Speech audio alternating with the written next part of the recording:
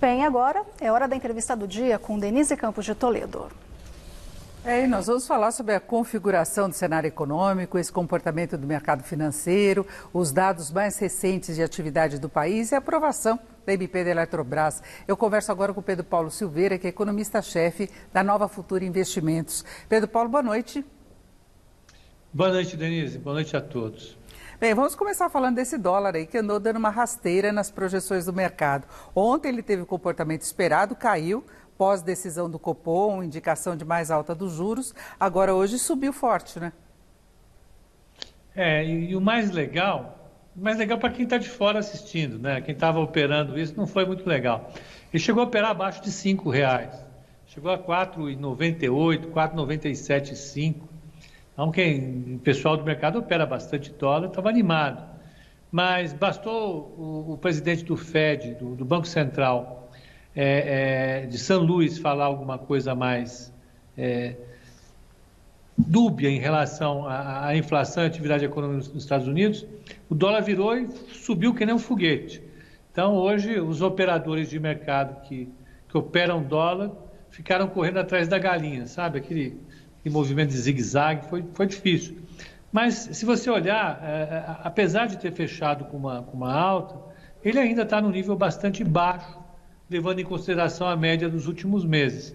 O dólar, podemos dizer que ele caiu lá de 5,50, 5,60, para os atuais 5,05, 5,06, e ainda a gente vai colher os frutos positivos disso para a inflação. Ele está em queda no ano, virou esse movimento positivo. Agora fica um jogo de forças, não é? Porque tem indicação de alta dos juros no Brasil, mas também indicação de alta dos juros, talvez antecipada, nos Estados Unidos. E aí o mercado olha muito no longo prazo, mesmo que lá os juros demorem para subir, seja no final de 2022, isso vai produzir mais volatilidade, né?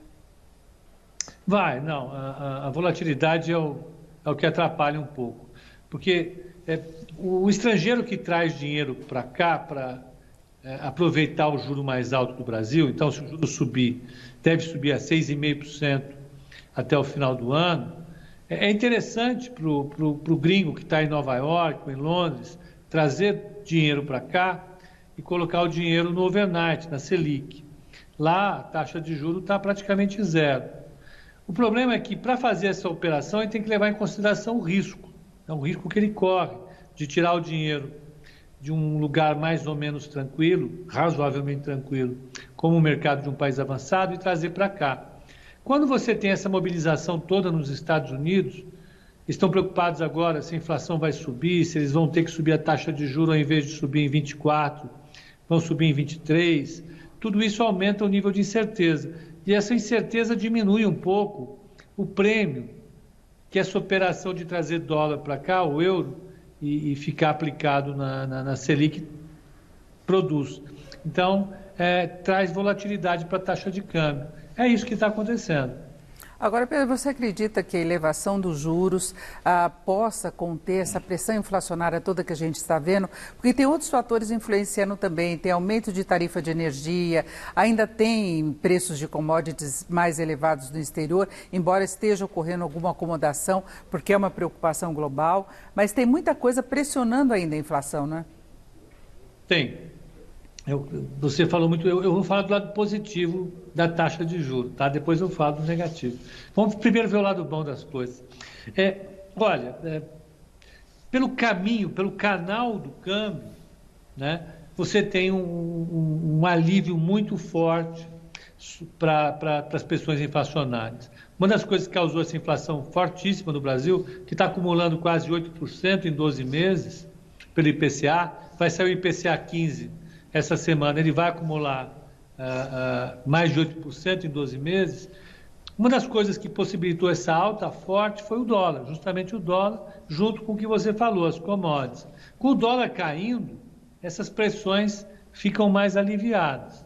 Evidentemente que basta que as commodities parem de subir lá fora, que a gente vai ver um refresco na inflação. Aí vem a segunda parte do que eu falo. Pode ser, e essa não é uma notícia necessariamente boa para o Brasil, mas pode ser que as commodities parem de subir e caiam até mesmo um pouco. Commodities que eu digo carne, milho, soja, algodão, café e até mesmo petróleo. uma das correntes a majoritária talvez lá fora no mercado, está acreditando que o risco agora não é da economia crescer demais e acelerar a inflação, é de o Fed colocar essa taxa de juros um pouco mais alta e a atividade econômica cair.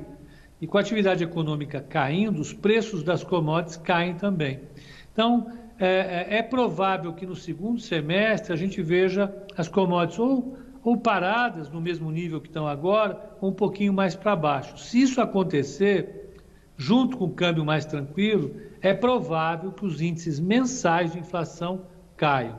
Então, o Banco Central assegura, subindo a Selic, duas coisas. Uma forcinha para empurrar o dólar para baixo e a outra, sinalizar para o mercado que ele está atento à inflação. Isso ajuda a ancorar as expectativas de inflação para 2022.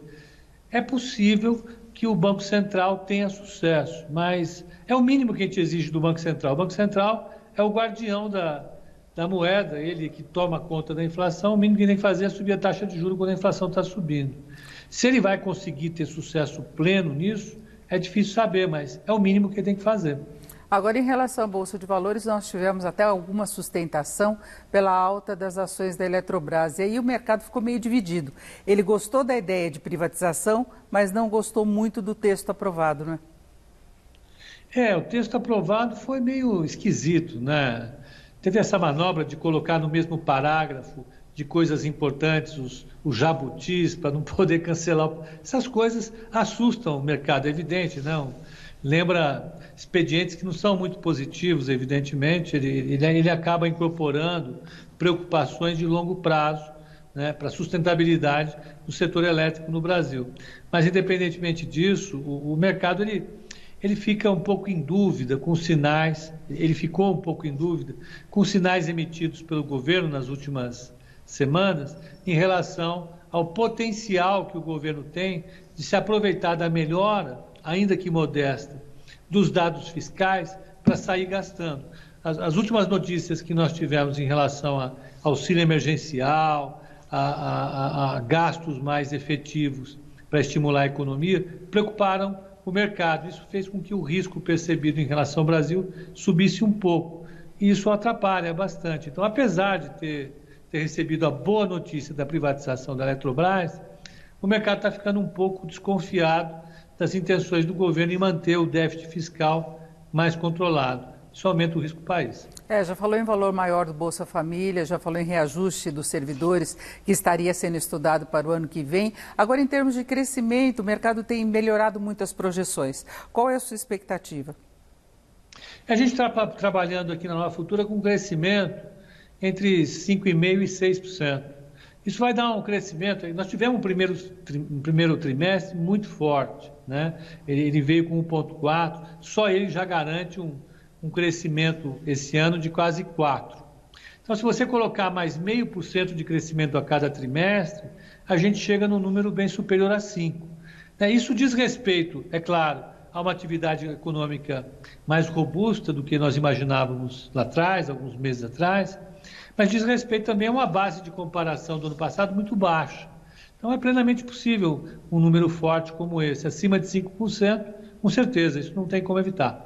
E aí sustenta um crescimento bom no ano que vem? Claro que não nesse nível, mas 2%, 2,5% seria bom? Nós estamos falando já para o segundo trimestre, que esse está acabando, né? Nessa quinzena acaba o segundo trimestre. Impressionante, passou rápido. Então, segundo trimestre, o terceiro e o quarto, estamos falando em crescimento ali entre 0,4% e 0,5% ao trimestre. Vai dar esses 2 e pouquinho para o ano que vem. É possível. A gente tem alguns desafios pela frente, o ano que vem é ano eleitoral.